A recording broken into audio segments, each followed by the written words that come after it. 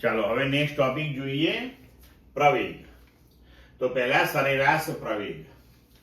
તો કણના વેગમાં થતા ફેરફાર અને તેને અનુરૂપ સમયગાળાનો જે ગુણોત્તર છે તેને આપણે સરેરાશ પ્રવેગ કહીએ છીએ. તો સરેરાશ પ્રવેગ બરાબર વેગમાં થતો ફેરફાર ભાગ્યા તે માટે લાગતો સમયગાળો.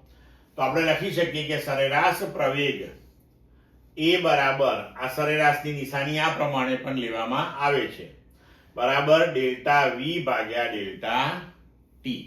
તો અહીંયા તમને આ સમીકરણ પરથી તરત જ ખ્યાલ આવે કે સરેરાશ પ્રવેગની દિશા એ વેગમાં થતા ફેરફારની દિશામાં હશે. હવે ડેલ્ટા વી બરાબર ડેલ્ટા વીએક્સ આઈ કેરેટ વત્તા ડેલ્ટા વીવાય જે કેરેટ અપોન ડેલ્ટા ટી. હવે ડેલ્ટા ટી ને આપણે આ બંને પદની નીચે લઈ લઈએ તો સરેરાશ પ્રવેગ બરાબર delta VX by delta T I caret plus delta VY by delta T J caret. બરાબર. તો આ થશે સરેરાશ પ્રવેગનો એક્સ ઘટક એટલે કે સરેરાશ એએક્સ આઈ કેરેટ અને આ બીજું પદ થશે સરેરાશ પ્રવેગનો વાય ઘટક એટલે કે સરેરાશ એવાય જે કેરેટ. બરોબર. અને આપણે હમણાં ચર્ચા કરી કે સરેરાશ પ્રવેગ એ સરેરાશ વેગની દિશામાં હોય છે. બરોબર. હવે તેનો એકમ જોઈએ તો વેગનો એકમ થશે મીટર પર સેકન્ડ અને ભાગ્યા સમયગાળો એટલે સેકન્ડ. તો પ્રવેગનો એકમ થશે મીટર પર સેકન્ડ સ્ક્વેર. હવે જોઈએ આપણે તાત્ક્ષણિક પ્રવેગ. તો હવે આપણે આગળ ઉપર આખો કોન્સેપ્ટ સમજી ગયા છીએ કે તાત્ક્ષણિક પ્રવેગ શોધવા માટે હવે આપણે શું કરીશું કે અહીંયા ફરીથી સમયગાળો અત્યંત સૂક્ષ્મ લઈ અને સરેરાશ વેગ એટલે કે ડેલ્ટા વી અને ડેલ્ટા ટી નો ગુણોત્તર લઈશું. તો તાત્ક્ષણિક પ્રવેગ બરાબર એ બરાબર limit delta t tends to 0 delta v by delta t એટલે કે ડેલ્ટા ટી ને અત્યંત સૂક્ષ્મ એનું લક્ષ્ય શૂન્ય તરફ લઈ અને આપણે જો ડેલ્ટા વી અને ડેલ્ટા ટી નો ગુણોત્તર લઈએ તો આ ગુણોત્તર જે છે તે આપણને તાત્ક્ષણિક પ્રવેગ આપે છે.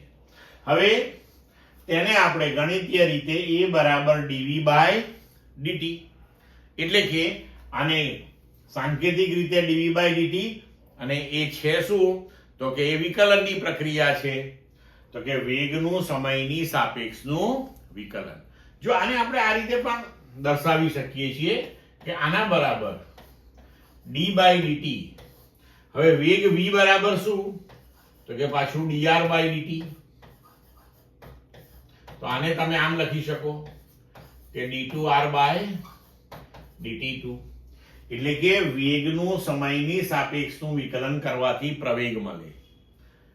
તો અહીંયા આગળ આપણે એવું કહી શકીએ કે સ્થાનાંતરનું સમયની સાપેક્ષે બે વખત વિકલન કરવાથી આ એક વખત વિકલન કરો જે જવાબ આવે એનું બીજી વખત વિકલન કરો એટલે કે સ્થાનાંતરનું સમયની સાપેક્ષનું બે વખત વિકલન કરવાથી પણ આપણને તાત્ક્ષણિક પ્રવેગ મળે છે.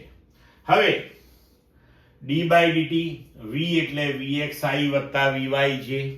તો આપણે આને લખી શકીએ dvx by dt i caret plus dvy by dt j caret. તો dvx by dt i caret એ આપણને તાત્ક્ષણિક પ્રવેગનો x ઘટક અને dvy by dt j caret એ આપણને તાત્ક્ષણિક પ્રવેગનો y ઘટક આપશે. તો a બરાબર axi caret plus ay j caret. હવે આ ax એ પ્રવેગનો x ઘટક ay એ પ્રવેગનો y ઘટક. વેગના x ઘટકને સમયની સાપેક્ષે વિકલન કરવાથી પ્રવેગનો x ઘટક મળે. વેગના y ઘટકનું સમયની સાપેક્ષે વિકલન કરવાથી વેગનો y ઘટક મળે. એટલે આ ધ્યાન રાખવાનું આપણે. હવે અમે હમણાં દર્શાવ્યું એ જ આપણે અહીંયા રજૂ કરેલું છે. ચાલો ક્લિયર મિત્રો. હવે જો અહીંયા ખાસ ધ્યાન રાખવાનું કે જો ગતિ એક પરિમાણમાં થતી હોય, બરોબર, તો એ કિસ્સાની અંદર વેગ અને પ્રવેગ એ એક જ સુરેખ પથ પર હોય, અથવા તો એવું કહી શકાય કે કાં તો બંને એક જ દિશામાં હોય અથવા તો બંને પરસ્પર વિરુદ્ધ દિશામાં હોય. એટલે કે એક પરિમાણમાં જો ગતિ હોય તો વેગ અને પ્રવેગ વચ્ચેનો ખૂણો જે છે એ કાં તો 0 ડિગ્રી હોય અથવા તો 180 ડિગ્રી હોય.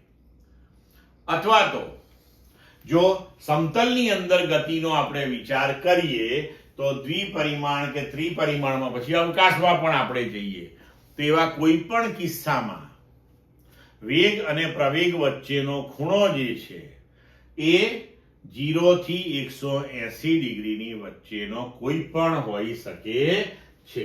ક્લિયર એકદમ?